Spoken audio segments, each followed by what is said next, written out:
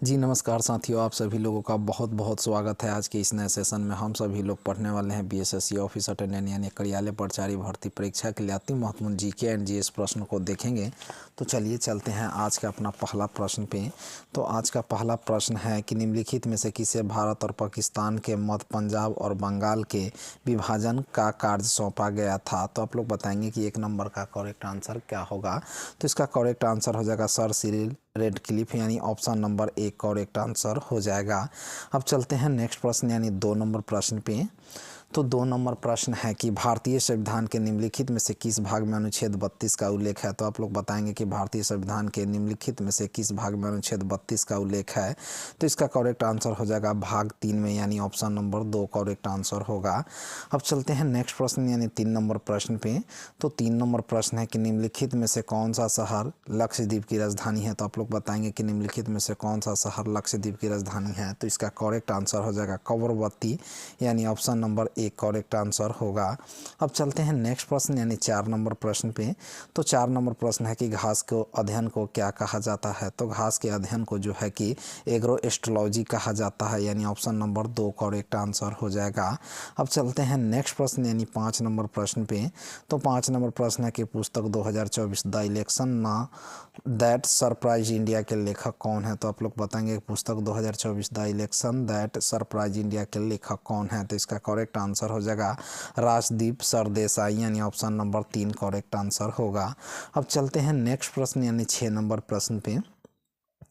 तो 6 नंबर प्रश्न है कि निम्नलिखित में से कौन सा सरकारी घाटे को वित्त पोषित करने का तरीका नहीं है। तो आप लोग बताएंगे कि निम्नलिखित में से कौन सा सरकारी घाटों को वित्त पोषित करने का तरीका नहीं है। तो इसका करेक्ट आंसर हो जाएगा कर दरों में कमी करना यानी ऑप्शन नंबर 4 करेक्ट आंसर होगा।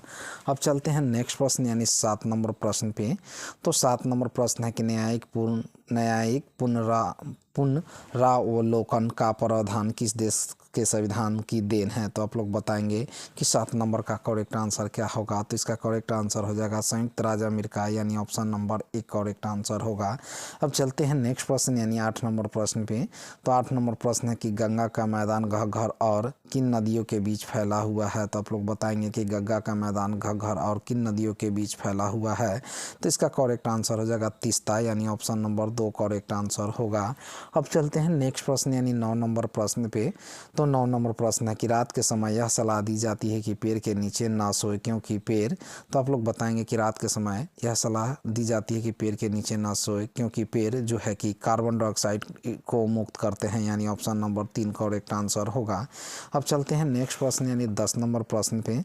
तो 10 नंबर प्रश्न है कि निम्नलिखित में से कौन सा भारत के एक वैधानिक निकाय है। तो आप लोग बताएंगे कि निम्नलिखित में से कौन सा भारत में एक वैधानिक निकाय है। तो इसका करेक्ट आंसर हो जाएगा राष्ट्रीय आपदा प्रबंधन प्राधिकरण यानी ऑप्शन नंबर 2 करेक्ट आंसर है। अब चलते हैं नेक्स्ट प्रश्न यानी 11 नंबर प्रश्न पे।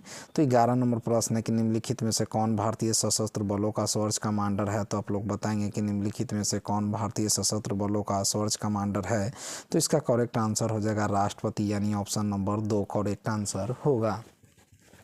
अब चलते हैं नेक्स्ट प्रश्न यानी 12 नंबर प्रश्न पे।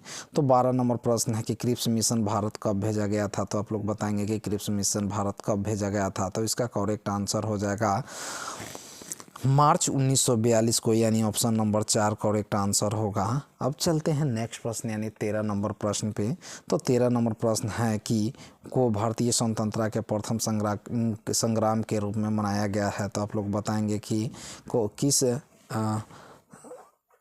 संग्रह को भारतीय स्वतंत्रता के प्रथम संग्रह के रूप में मनाया गया है। तो इसका करेक्ट आंसर हो जाएगा 13 नंबर का 1857 का विद्रोह यानी। अब चलते हैं नेक्स्ट प्रश्न यानी 14 नंबर प्रश्न पे। तो 14 नंबर प्रश्न है कि भारत में कुल फसल उत्पादन क्षेत्र का कितना प्रतिशत तिलहन से आच्छादित है। तो आप लोग बताएंगे कि भारत में कुल फसल उत्पादन क्षेत्र का कितना प्रतिशत तिलहन से आच्छादित है। तो इसका करेक्ट आंसर हो जाएगा 12 यानी ऑप्शन नंबर 2 करेक्ट आंसर होगा। अब चलते हैं नेक्स्ट प्रश्न यानी 15 नंबर प्रश्न पे। तो 15 नंबर प्रश्न है कि 2011 के जनगणना के अनुसार भारत में शहरी जनसंख्या का प्रतिशत कितना था, अनुमानित सीमा प्रदान कीजिए। तो इसका करेक्ट आंसर हो जाएगा 30 से 35% यानी ऑप्शन नंबर 2 करेक्ट आंसर होगा। अब चलते हैं नेक्स्ट प्रश्न यानी 16 नंबर प्रश्न पे।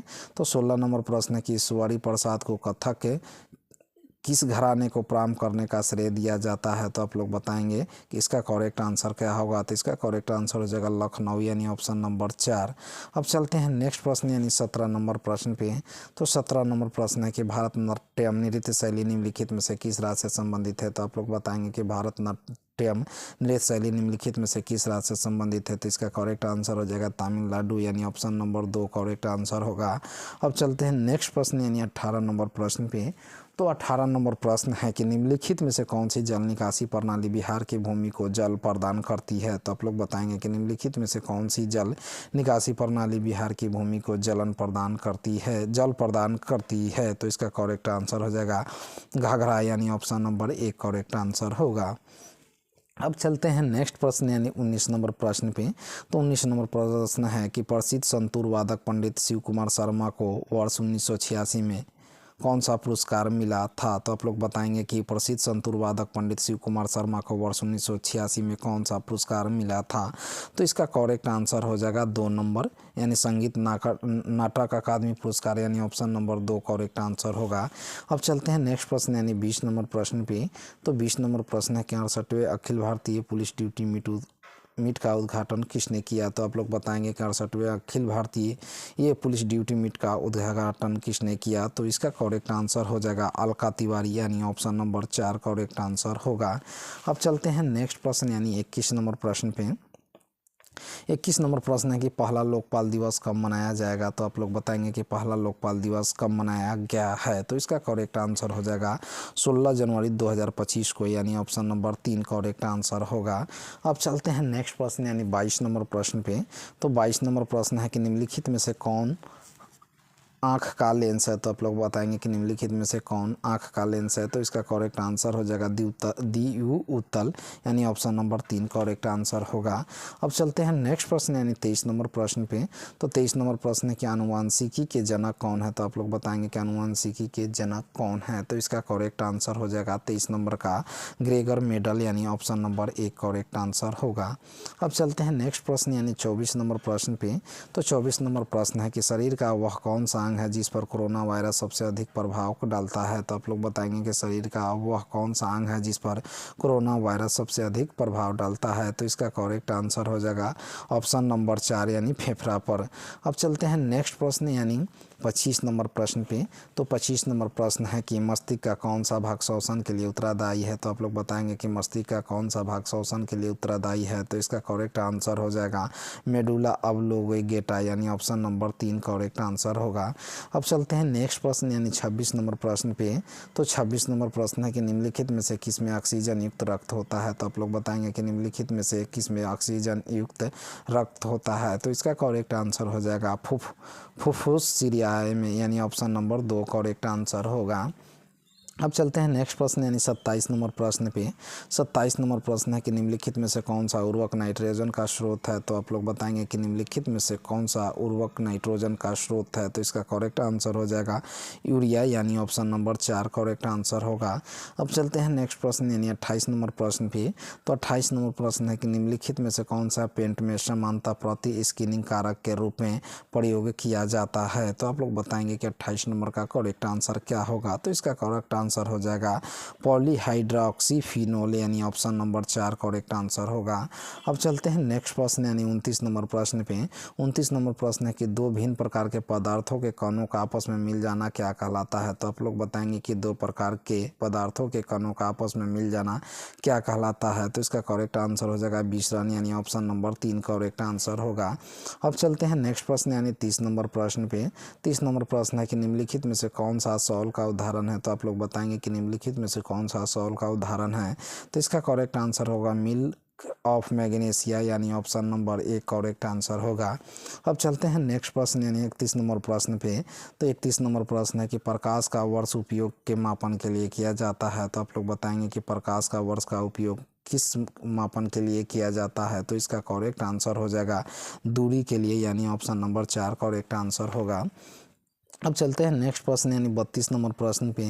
तो 32 नंबर प्रश्न है कि चल जोरों पर दो हड्डियों के बीच कौन सा चिकनाई युक्त कौन सा द्रव्य पाया जाता है? तो इसका करेक्ट आंसर हो जाएगा सरलेस, यानी साइनोवियल द्रव्य, यानी ऑप्शन नंबर 1 करेक्ट आंसर होगा। अब चलते हैं नेक्स्ट प्रश्न यानी 23 नंबर प्रश्न पे। 33 नंबर प्रश्न पे 33 नंबर प्रश्न है कि निम्नलिखित में से कौन सा एक आंसू गैस का घटक है। तो आप लोग बताएंगे कि निम्नलिखित में से कौन सा एक आंसू गैस का घटक है। तो इसका करेक्ट आंसर हो जाएगा क्लोरोपीक्रिन, यानी ऑप्शन नंबर 4 करेक्ट आंसर होगा। अब चलते हैं नेक्स्ट प्रश्न यानी 34 नंबर प्रश्न पे। तो 34 नंबर प्रश्न है कि निम्नलिखित में से किसे कोशिका का पावर हाउस कहा जाता है। तो आप लोग बताएंगे कि निम्नलिखित में से किसे कोशिका का पावर हाउस कहा जाता है। तो इसका करेक्ट आंसर हो जाएगा माइटोकॉन्ड्रिया, यानी ऑप्शन नंबर 1 करेक्ट आंसर होगा। अब चलते हैं नेक्स्ट प्रश्न यानी 35 नंबर प्रश्न पे। 35 नंबर प्रश्न है कि ट्रांजिस्टर का आविष्कार किसने किया था। तो आप लोग बताएंगे कि ट्रांजिस्टर का आविष्कार किसने किया था। तो इसका करेक्ट आंसर होगा ये सभी, यानी ऑप्शन नंबर 4 करेक्ट आंसर होगा।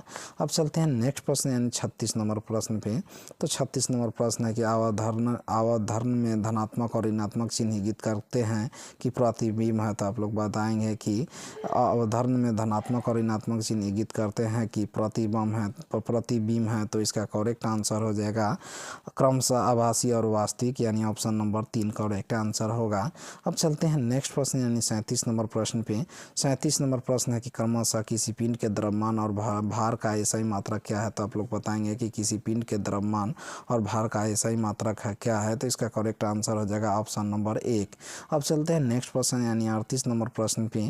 तो 38 नंबर प्रश्न है कि निषेचन की प्रक्रिया के बाद फूल का कौन सा भाग बीज के रूप में विकसित होने के लिए रूपांतरण से गुजरता है। तो आप लोग बताएंगे कि 38 नंबर का करेक्ट आंसर क्या होगा। तो इसका करेक्ट आंसर हो जाएगा बीज आंड, यानी ऑप्शन नंबर 2।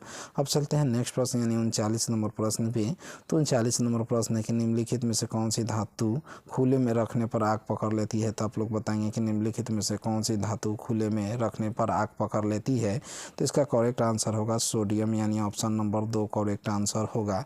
अब चलते हैं नेक्स्ट यानी आज का लास्ट प्रश्न पे। तो आज का लास्ट प्रश्न है कि एक तत्व का परमाणु क्रमांक 16 और द्रव्यमान क्रमांक 32 है, तो इसमें उपस्थित न्यूट्रॉन की संख्या क्या होगी। तो इसका करेक्ट आंसर हो जाएगा 16, यानी ऑप्शन नंबर 1 करेक्ट आंसर होगा। अगर यह सेशन आप लोगों को अच्छी लगी हो तो चैनल को सब्सक्राइब जरूर करें। धन्यवाद।